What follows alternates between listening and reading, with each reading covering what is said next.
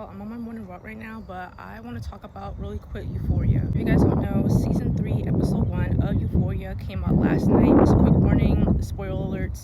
Okay, so for starters, at least we know what happened with the suitcase, because that's been my top concern ever since season 2, and that was 4 years ago. Lori came back to get what she's owed. I think that it was really disgusting and weird the way Rue and Faye have to smuggle fentanyl from Mexico to the United States. I thought that whole scene was disgusting, and I'm low-key side-eyeing Sam Levinson in particular, because the way that they focused on how Faye was smuggling the fentanyl, I'm just Also, I was very grossed out at the scene when Rue and Faye came back to Lori's house after they smuggled the fent. I really hope that that's not the same strainer that they used when Rue and Faye had to do number 2 basically to get the fentanyl out.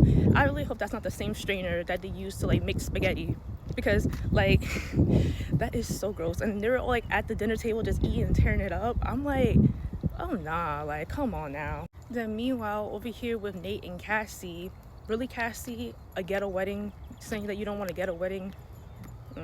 Side eye. And then also though, on a more serious note, I peeped with Cassie's fixation on wanting the $50,000 floral arrangement for Nate and Cassie's wedding. That got me thinking of this little scene in season 2 of Euphoria with Cassie. She's crying, and then you see her surrounded by a bunch of flowers. That scene, I immediately thought that scene when Cassie kept going on and on and on about wanting the flowers, the $50,000 flowers for the wedding. I was thinking about that scene. I don't know, I feel like there's a little connection between the two. Then Cassie dressed up as a dog, making quote-unquote content, having the housemaid help her film said content. Well, I just know that this pending OF storyline with Cassie is going to be a long one.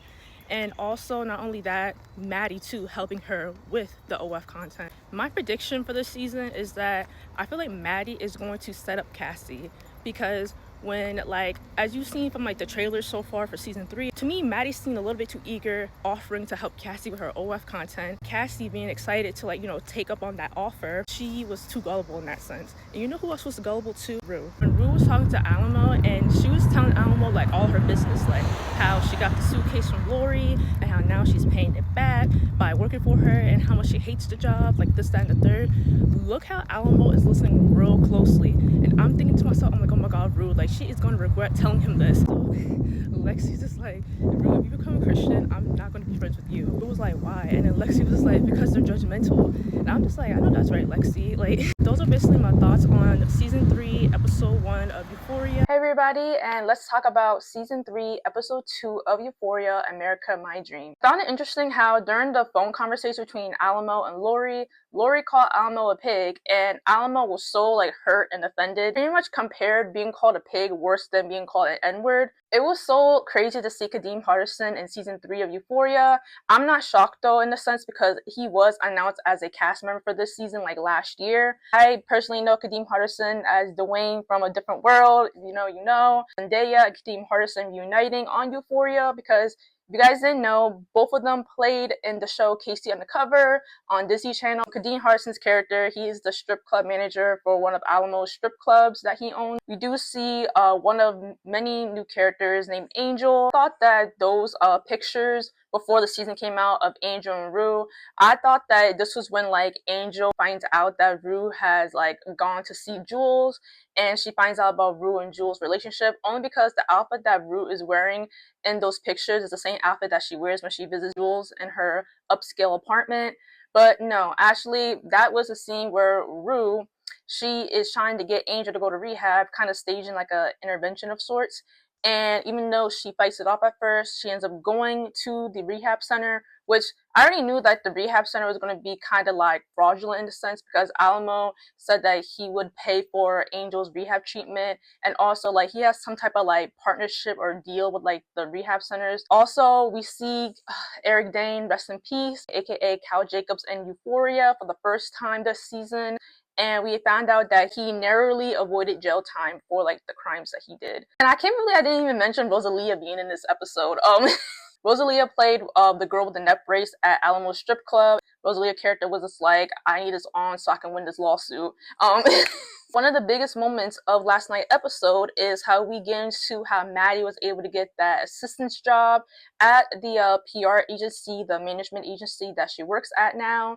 and as well as her and Cassie meeting up. I feel like this is like stage 1-ish of Maddie getting her lip back on against Cassie. Maddie was able to get Cassie drunk enough for Cassie to show her true colors, because Cassie made it seem that she wanted to meet up with Maddie so that she can apologize to Maddie for what they've gone through. She showed her true colors. Cassie saying, I want you to manage me. I like how in this episode, in this scene particularly, how Maddie was just like, you just gotta be yourself. You gotta know who you are. And Cassie was like, who am I though? Because I can be anybody. I thought that was really interesting how they kind of like framed that part of like Cassie not knowing her true identity. So that's all I want to discuss with you guys about season 3, episode 2, Euphoria. Comment below what you guys think of last night's episode, and follow me for more pop culture, news, entertainment, journalism, and much more. Hey everybody, I'm Tyra, and I'm back again with another Euphoria episode review.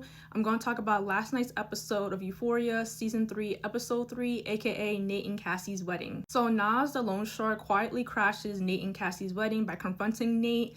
And this is when Cassie hears for the first time about how Nate owes Nas money. Nate owes Nas around $600,000.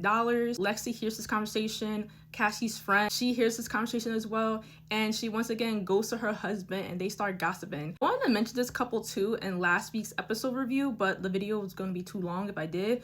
But this couple is always gossiping to each other about Nate and Cassie. Cassie's friend, one of the bridesmaids, she confronts Cassie about the whole money thing, saying how, like, you know, Nate has conned me and my husband out all this money. We literally used our kids' college fund to give Nate, you know, the money. Unpopular opinion, I think Cassie, she responded in a valid manner. She was just like, that has nothing to do with me. What does that have to do with me? And I'm just like, okay, that's actually a fair response, because nobody told you to give the money of your kids' college fund to Nate. And at this wedding also, you know, Jules and Cal, they talk. They're talking at the bar. I thought this scene was very interesting because, you know, Jules was throwing jokes here and there. I personally didn't think that Maddie was going to do something crazy at Nate and Cassie's wedding.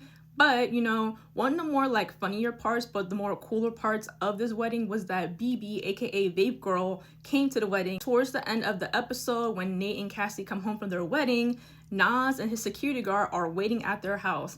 And while Nas's security guard is beating up Nate up and down the stairs, Cassie is crying. And I'm not gonna lie, I thought that scene was kind of funny because it's like, that is so Cassie. I feel like that kind of like fits her character. And I'm shocked that like Nas and his security guard only cut off Nate's pinky toe.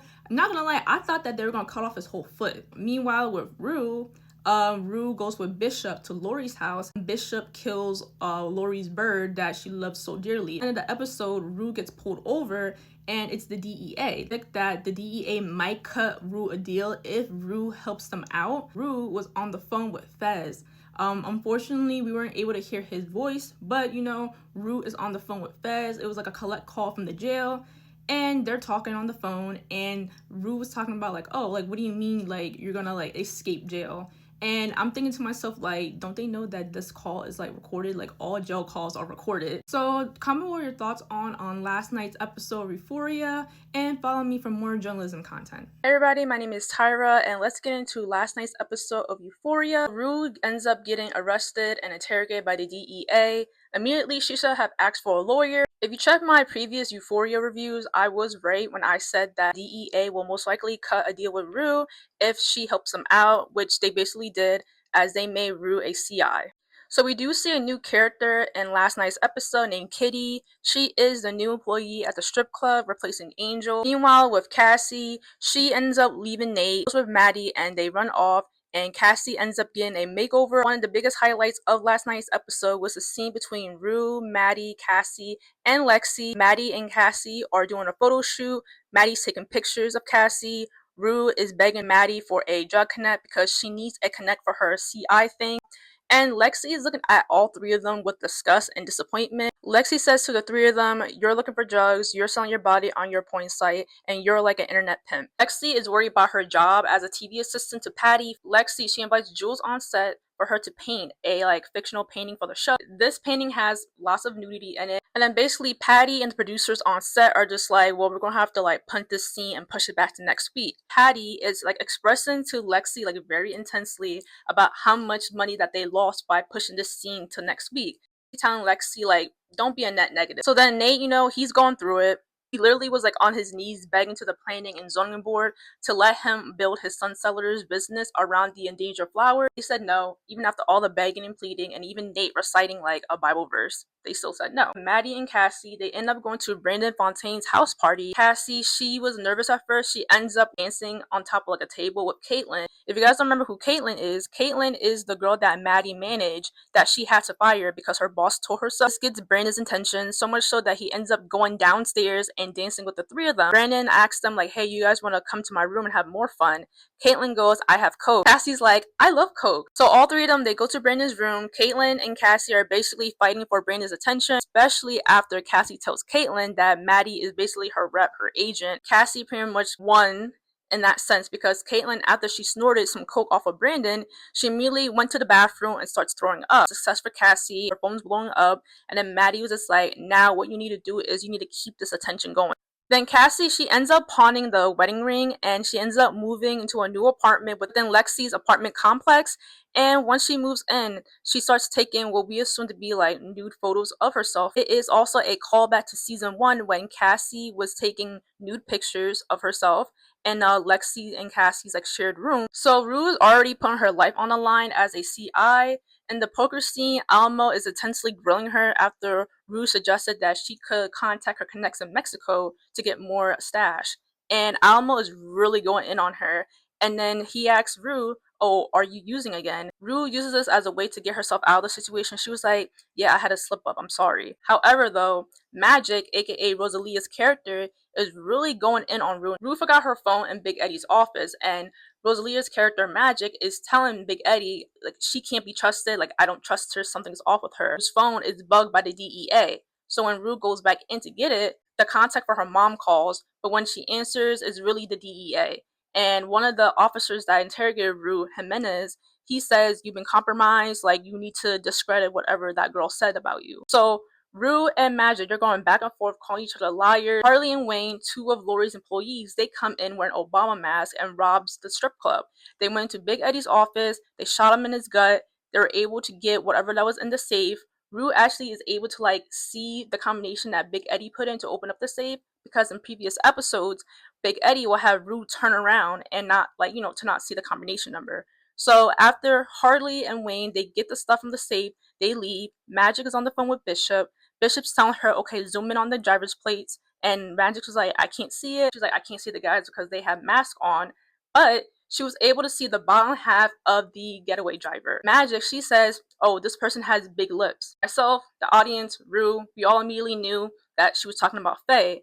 And as the image clears up, you can visibly see the bottom half of Faye's face. Rue admits, I know her, that's Faye, she works for Lori. What do you guys think of last night's episode Euphoria? Leave them down in the comments below and follow me for more journalism content. Let's get into season 3, episode 5 of Euphoria. I already see that Cassie is going on an insane OnlyFans run.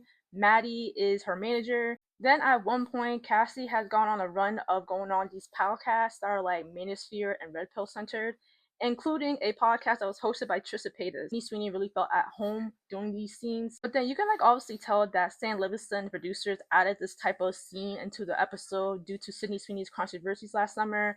Her kind of not really MAGA allegations, the American Eagle ad, Donald Trump co-signing her, calling her beautiful. During this little scene, one of the podcasters tells Cassie like, oh, you sound like a Democrat.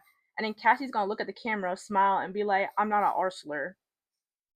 At first, I actually did like the Godzilla scene. I thought it was really funny that like they made her like 40 feet tall. Like, you know what I mean? However, as Stan Livingston likes to do, that scene was then ruined by the male figurine part of it. Then meanwhile, Alamo is pissed off about the robbery that happened in the previous episode. He's calling Big Eddie a traitor. And then I also want to highlight the character Bishop. He is so interesting but disturbing. Literally said the rude that, oh, something about you gives me the heebie-jeebies. Meanwhile, he is K-word Big Eddie. Maddie is about to experience a Caitlyn 2.0 when Cassie wants to leave Maddie when Brandon Fontaine gets in her head saying that, Maddie's not really a manager for real and that he wants to manage Cassie. But Maddie plays it cool. As a response, Maddie gets on her phone. She pretends she's talking to some producer on LA Nights. She basically was like, yeah, Cassie's not gonna be able to make her audition for LA Nights. And then that's when Cassie got really scared and she was like, okay, wait, I take it back. You're gonna be my manager still, you're still my manager. Y'all, so Maddie uncancels the audition, hangs up, and then she draws up her own paperwork for Cassie to sign. And Cassie didn't even read the contract, immediately signs it. Maddie told her, like, oh, hold it up. And she takes a picture of Cassie with the signed contract. And I'm like, boom, that's it. That's the moment that Maddie sets up Cassie. And little did Cassie know the audition never even existed. Like, Maddie made that up. So then she had to, like, persuade Lexi to get Cassie an audition for LA Nights. And then Lexi, she doesn't really want to do it, but then she does it anyway. And then Lexi felt some type of way that Cassie used her name, like her maiden name, Cassie Howard, for the audition, even though she's married. So for Cassie's audition, she does a monologue from Shakespeare's Cleopatra and Antony. And I'm not gonna lie, as much as she's not a good person, that wasn't Cassie Howard in that scene. That was Sydney Sweeney. Like, that it was surprisingly good. Lexi's bosses are impressed by this audition, and Cassie gets the role in LA Nights. Lexi is the one who tells Cassie this news later on that night, and she doesn't really want to give it anyway. But like, Cassie's really happy that she got the part. And Lexi, she's like fed up at this point. She's just like, "You're the most selfish, narcissistic person I ever met." Nate still owes Nas money. The money that Cassie has been sending him throughout the episode. Like, she'll send him like $30,000 here and there. He has not used that money to pay off Nas in the debt. So then one of Nas' security guards that was there earlier in the season, he comes back, rips off the already sewn pinky toe that Nate had, and then he ends up also cutting a finger. And meanwhile with Jules, her quote unquote landlord, Ellis, he finds Rue's like undergarments like in the bathroom or whatever, and like he gets really upset at Jules and he says that, I don't want to get an STD. I have a wife, I have kids, I have a family. Magic, aka Rosalia, is still on Rue's neck.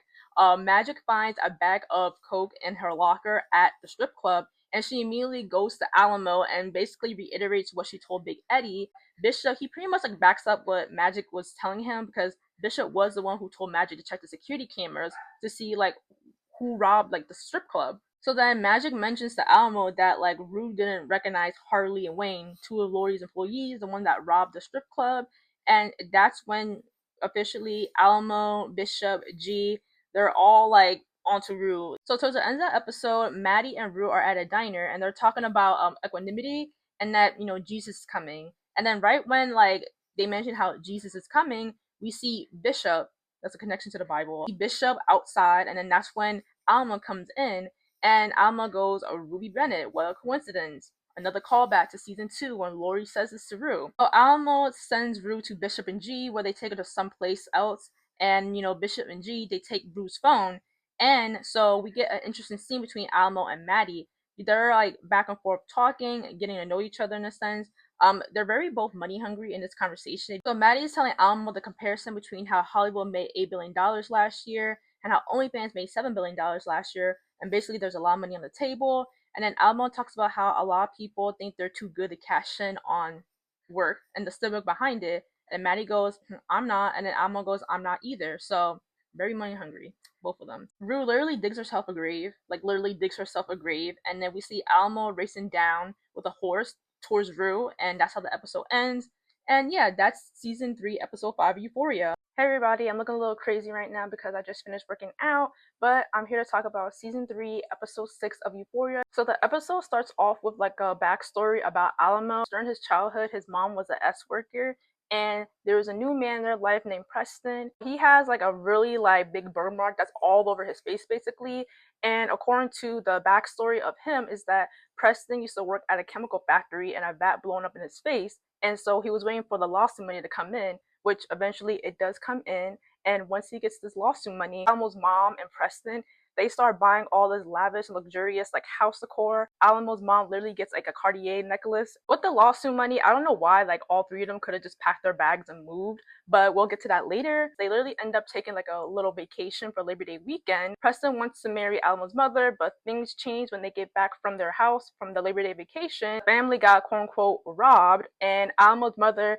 she like pack up her things and Alamo's things and basically leaves Preston saying like, "Oh, I don't want this bad luck. This is bad luck. I don't need this." Come to find out, this wasn't a robbery. It was quote unquote a long con. So Alma's mother basically scammed Preston, and like they were able to get all the things moved into this new apartment, and it's basically one of Alamo's mom's like side dudes essentially. Alamo put two and two together at a young age, realized that this was all a scam. At that point, that's when like Alamo realizes, and he like quote unquote makes a promise to himself that he's not gonna let any like body like cross him. So Rue, she ends up living within the inch of her life. Alamo and like the rest of the crew, Bishop, G, Kid, all of them, they make Rue call Faye, and Rue is asking and begging Faye, like, can you please just open up the safe and take a picture? So like that way, like they can like make a copy of the key and whatnot. And with Faye also, her storyline at the moment is that she is in love and in a relationship with Wayne.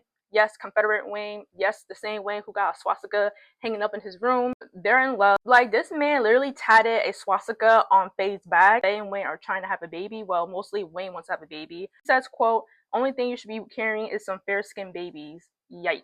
I do not like this like white supremacy Nazi propaganda that was being bestowed upon me. There was another Fez mentioned in this episode. Rue, she is still like trying to like beg Faye to like take this picture, and she was just like, you know, if Fez was here, Fez would have done it, but you know where Fez is at? Fez is in jail. In the end, Faye was able to get that picture. So Lori and Alamo, they finally meet up in person at Alamo's house. In this meeting, they ended up making an agreement with one another, and when they were shaking hands on it with spit, Lori and Alamo, basically Alamo threatened Lori, and Lori looks so concerned and scared. It goes to tell you that if Lori looks concerned and like worried and kind of scared, then like Alamo, this whole situation, like this could go down in like a crazy way. Maddie is still working with Alamo at Alamo's strip club, the Silver Slipper. Maddie, she like tells Alamo like, hey, like I think we should give these girls time off so that way I can like, you know, connect with them and like, you know, show them to new people and like, you know, just basically like networking.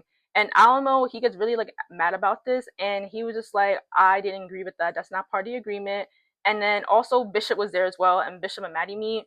And so Alamo thinks that Maddie is trying to screw him over, but Bishop is like, I don't think Maddie Perez is screwing you over or trying to take advantage of you. And meanwhile, Rue is at Jules's penthouse apartment, and Jules is painting. And so Rue and Jules, they're having like a deep conversation, and Rue is talking about how she wants to have kids someday. And then Jules was saying, oh, well, I mean, that sounds like a fantasy. It was like, well, I mean, what you're doing right now is a fantasy. Like, literally, Ellis has a wife. Like, he's not going to leave his wife and his family for you. And then things get intense, and then Jules slaps the mess out of Rue. I'm talking like, she slapped Rue so hard that that painting fell over Rue. Jules ended up kicking Rue out of her apartment, and obviously, like, this upsets Rue. Cassie nearly slips up in her acting debut for LA Nights. The guy that she's acting with, it's something that triggered Cassie to thinking about what Nas said when Nate and Maddie came home for their wedding night, and then she witnessed Nate getting his behind whooped by Nas' security guard. Cassie's having flashbacks of this, and she's like basically like talking about like that moment, and meanwhile the guy doesn't know what she's talking about, but the guy decides to like improv it with Cassie. So basically Cassie and the guy are improv in the scene. Lexi, the directors for LA Nights, just like, that's not in the script, but then like the directors, like Sharon Stone's character and that other producer, were just like, well, this is interesting, so let's keep going. So then the directors, after that scene, they're trying to get to know Cassie more, and Lexi is trying to make Cassie look bad and like try to emphasize like the things that she does on OnlyFans. And also like the directors, although they're just like, oh, like you do OnlyFans, they're also still like intrigued by Cassie. Like this just makes them even more interested in Cassie and who she is. So then pretty much like the directors are essentially telling Cassie like, okay, we're going to make a storyline about you, so you're going to be on the show. So then Cassie's really excited about it, and Lexi, she's not really excited about it at all, until later on in the episode, Sharon Stone's character basically assigns Lexi to write a storyline surrounding Cassie's character in LA Nights. Not to mention too, basically the directors, they want Cassie to stay on LA Nights, but she has to delete her OnlyFans. That's the only caveat. So Cassie, she really doesn't want to delete her OnlyFans account, so she calls Nate, but Nate isn't picking up his phone. So then Cassie, in the end, decides to delete her OnlyFans. And Nas knows where Cassie lives because Nas sent Cassie via FedEx packet, and a note says, answer the phone. And then in the package was Nate's severed finger, and Cassie screams. So then we finally see Nika King, aka Rue's mother, Leslie Bennett, for the first time this season. She's on the phone with Rue while Rue is at the church, and they're talking on the phone with each other. And it's a more like serious and a more like sad conversation. Like Rue is basically on the phone talking about like, you know, redemption. The scene between Bishop and Rue at the strip club while Rue is feeding the snake with the rat. Bishop says that he knows Rue's mom. So then when Bishop says this, you could tell that Rue thought that he meant the DEA because, you know, earlier in the season, the DEA bugs Rue's phone, and the bug is under Rue's contact for her mom. But then Bishop was like, yeah, Leslie, I spoke to her. Like, she's a very nice lady. So based off of that scene alone and like the facial expression after Rue finds this out, like, I feel like Rue looks like she wanted to plot something or plan something. But yeah, that's pretty much it. If you guys like this video, follow me for more journalism and entertainment content. So chat, Nate Jacobs is looking up above us. So let's get into last night's episode of Euphoria, season 3, episode 7. So the episode starts off as a backstory into Ali. He is addicted to crack, and he is seen hooking up a few times with this S worker. In this little montage scene of Ali with this S worker, we see him pretending like he's a boxer. Boom, fast forward, we see him laying in a hospital bed with a scar on his chest. He must have had some type of heart attack of some sort, and they had to do surgery on his heart. And then from that moment on, that's when Ali decides to change his life around, do a 180, and that's when he starts attending NA meetings, and then that's when he decides to become a sponsor. Ali, he is a sponsor to a boy named Emmanuel. Unfortunately, he passes away, and then it got worse during the pandemic as like there was no NA meetings. Eventually, the NA meetings just stopped happening in general. But in the pandemic also, a lot of his sponsees are tragically, they're passing away. Anytime one of Ali's sponsees, anytime they pass away, Ali will write down their names and the date. So he has it in his little black notebook that he writes it down on. I know I said in my previous Euphoria video, like 2 episodes ago, so that's like episode 5-ish, I said that Bishop killed Big Eddie. He's actually alive, but he has to have a bag attached to him for like the rest of his life. And so we see Big Eddie in Alamo's office, and Alamo sends Big Eddie with one of Lori's employees, Harley, to Mexicali because 2 girls need a quote-unquote tune-up. A translation, basically, Alamo's saying that they need some surgery. So Big Eddie and Harley, they're going down to Mexicali, bringing 2 girls. One of them is Kitty. And then, interestingly enough, when Big Eddie goes to pick up Harley at Lori's house, we see that Gold Rush ambulance, to assume that that's the same ambulance truck that was there earlier this season when Rue went to drop off Angel to quote-unquote rehab. So Rue is still on her religious journey, and she brings this up to Lexi because Rue is at Lexi's house. And Lexi, she's not really like too focused on the conversation because she's trying to write this storyline as his character in LA Nights that Sharon Stone's character assigned her. And so, you know, Rue keeps talking about that, Alamo and Lori in that situation, and Rue working with the DEA. Lexi, she doesn't believe Rue because Lexi thinks that Rue is using again, and Rue is like, I'm not using again. And then they're going back and forth. So Lexi, she delivers a low blow to Rue saying like, oh, no wonder why your mom doesn't talk to you. So like that really like offends Rue, and rightfully so. And so after that, Rue leaves Lexi's apartment. So then she sees something's off over at Cassie's apartment because, you know, Lexi and Cassie, they both live in the same apartment complex. Rue goes to Cassie's apartment to check in to see if she's okay. And on the other side of the door, we see somebody with a gun. And so Rue keeps knocking, keeps asking like, hey, Cassie, are you okay? And then Rue just gives up and leaves. Cassie has gone through a lot in this episode. For starters, Nas calls Cassie. Then Cassie is not going to be on LA Nights anymore because Sharon Stone's character, I forgot her character's name, honestly, so I keep saying Sharon Stone's character, but Sharon Stone's character and the network executive, one of the network execs, they're like talking in his office, and basically the network executive doesn't want Cassie to be on LA Nights because of her background as an S worker. Sharon Stone's character tells Lexi this. She's like, oh, the network, they love the storyline, but they don't want Cassie on the show, basically. So you have to tell her that she's not going to be on the show. And then meanwhile, with Maddie, she gets fired from her assistant's job because her boss finds out that she set Cassie up for the LA Nights casting call. Maddie's boss calls Maddie a madam, and that's when she fires her. She finds out that Cassie had deleted her OnlyFans, so Maddie slaps Cassie and basically tells her, like, you're not going to complain, you're not going to do this and that. I'm not your manager, I'm your boss, and you're going to work. This is not your world, it's my world. Then Cassie and Dylan from LA Nights, they go on this quote-unquote date that Maddie sets up, and then Cassie ends up bringing Dylan home to her apartment. They hook up. Cassie posts about it online while Dylan is in the kitchen drinking a cup of water that has Nate Sever's finger in it, but Dylan doesn't even notice that. And then the next day, Maddie is excited because Cassie posting that S tape of her and Dylan, it's trending. Cassie got all these followers, her engagement is up. So this is like, quote unquote, a good thing for Maddie and Cassie, which is not really a good thing. Cassie leaked her and Dylan's S tape without Dylan's consent. I'm assuming they didn't ask him to post that, so that's not a good thing at all. Anything that's actually illegal in California, I'm pretty sure. And then with Nate, he's with Nas, and Nas asks Nate for his height. And the reason why he asked Nate for his height is because he wants to get the measurements for his coffin. And they ended up putting Nate inside of a coffin, burying him underground, underneath his Sun Settlers construction site, and that's where Nate is stuck at. So there's that. And then meanwhile with Rue is at Ali's apartment, and Rue tells Ali about the plan where, you know, the DEA is supposed to be arresting Lori and Alamo and that whole organization.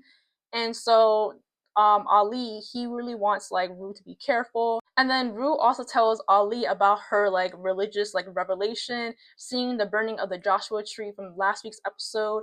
And then Ali tells Rue like, oh, like I don't know how far you are in the Old Testament, but you know, Moses, he doesn't get to the promised land. Like, and fast forward, it's like the day of the whole plan that the DEA is supposed to be swarming in and arresting Alamo, Lori, and everybody else. And then Rue throws her head into like the dashboard. That's how she got like the scar on her nose to make it look like Alamo beat her up.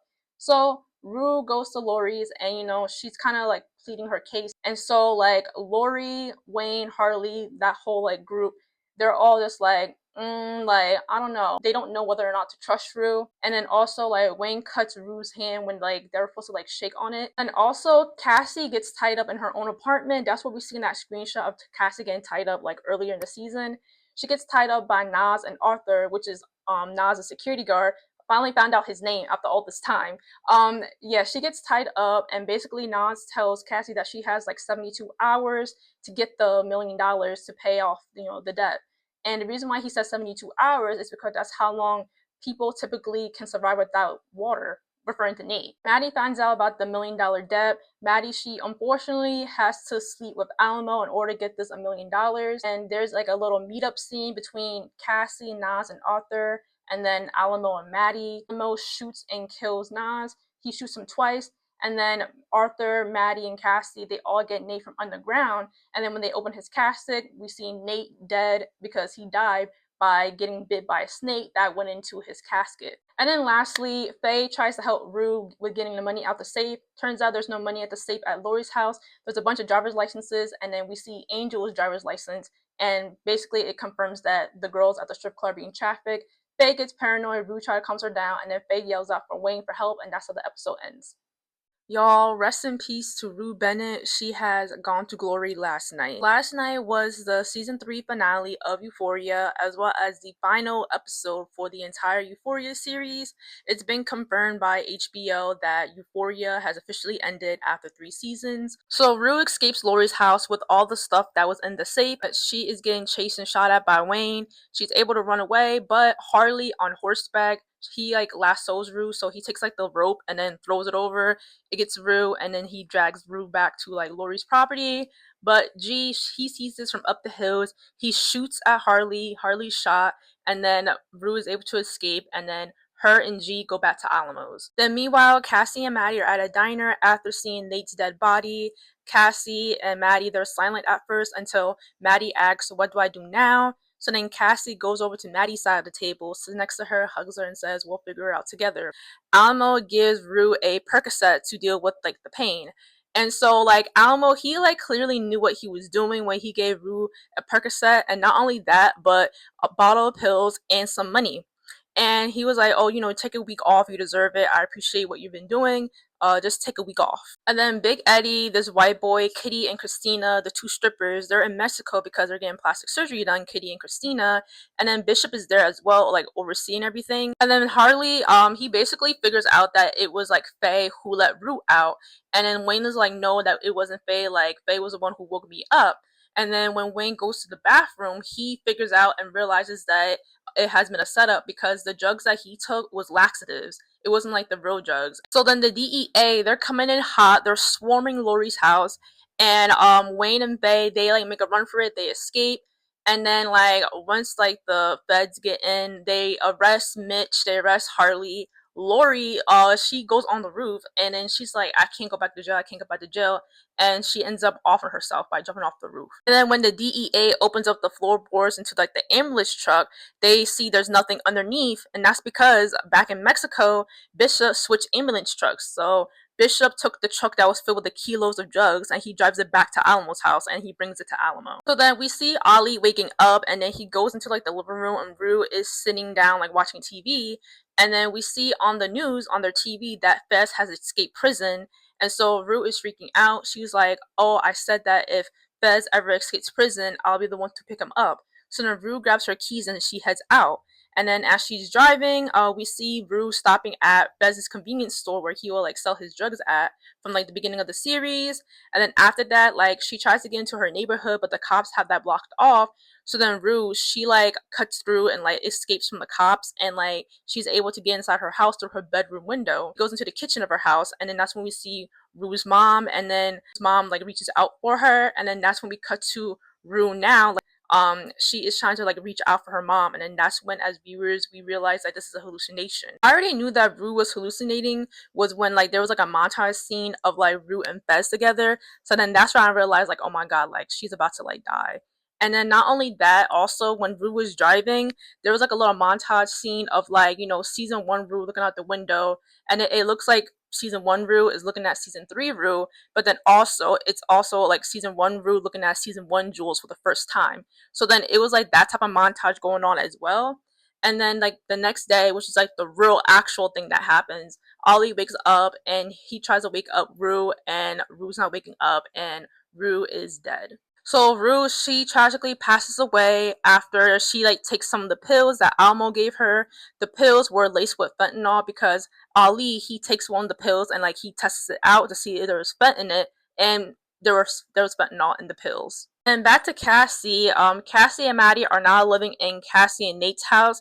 They turned that house into like a content creator house because Cassie was telling Lexi that they're only charging room and board, and then Cassie offers Lexi like a job within that content creator house as like a storyteller and writer, but Lexi, she like passes up that offer, she declines it. And then like we see like Lexi and Cassie having like a heart to heart conversation, and like Lexi was talking about how she read Rue's Bible and like she actually like enjoys reading it. And also Lexi doesn't know that Nate is actually dead.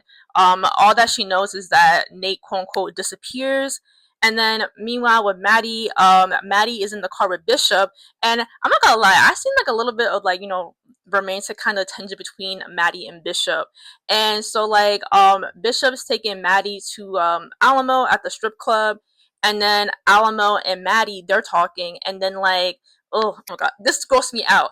Essentially like Alamo and Maddie are together, and oh, it was disgusting. And also like Alamo was talking about how he had an epiphany and how he wants to have like the white picket fence and a family, and like he wants to have kids with Maddie, and I'm just like, this is disgusting. Like, Ali, he comes into the strip club, he's dressed as if like he's like coming off from like army service or like military duty, and he is looking for Alamo. Ali shoots G, and then a shootout occurs, and that's when Ali is like, I'm here for Rue. Like basically he's getting his lick back for Rue. So then like Alamo was just like, okay, we're gonna have a fair shootout. As soon as his bottle of champagne falls to the ground, like that's when we can do it, right? So then like once the champagne bottle like falls on the ground, Alamo tries to shoot Ali, but then like the gun's not like working, the gun's like just clicking. And then that's when we realize like Bishop has come through again by switching out the guns. And then that's when Alamo realizes this, and then like right when he's about to like crash out on Bishop, Ali shoots Alamo multiple times, and then Alamo is dead.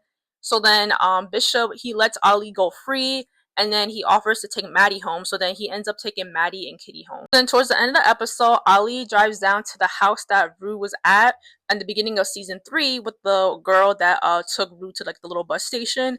He goes down to that girl's house, and when he gets there, like he speaks to the girl and like the father, and then he was like, you know, my daughter stayed here for a little bit, and then the girl was like, oh, how is she? And then that's when Ali was just like, oh, like, you know, she's in a better place now. And then the girl was able to put two and two together that Rue is dead. Take him inside, you know, to offer him like coffee and like food and stuff. So then like when Ali gets there, he gets inside, and then like during the prayer, towards the end of the prayer, that's when we see Rue sitting across from Ali, but you know, it's like Rue's ghost, you know. And so then like, you know, they say amen, Rue says amen. It was like a very like emotional scene, and then that's how season 3 closes out. So, what are your guys' thoughts on season 3, episode 8, aka the finale, aka the final episode of Euphoria, period? What do you guys think of the last episode? Leave your thoughts in the comments below. Shocking and crazy that Rue is dead, but yet Confederate Wayne and Faye are alive. Like, I'm sorry. That kind of like irritated me. Like, after I finished watching the episode, when I put that realization to myself, I'm just like, okay, so the Confederate couple gets to live and Rue doesn't. And I had a really great time doing weekly reviews of Euphoria. Like, thank you guys so much for like the support on all my Euphoria reviews. I really do appreciate it. Follow me for more content on journalism, lifestyle, beauty, etc. This is like all my socials on Instagram, TikTok, YouTube, etc. Working on me, baby. There's so much trauma in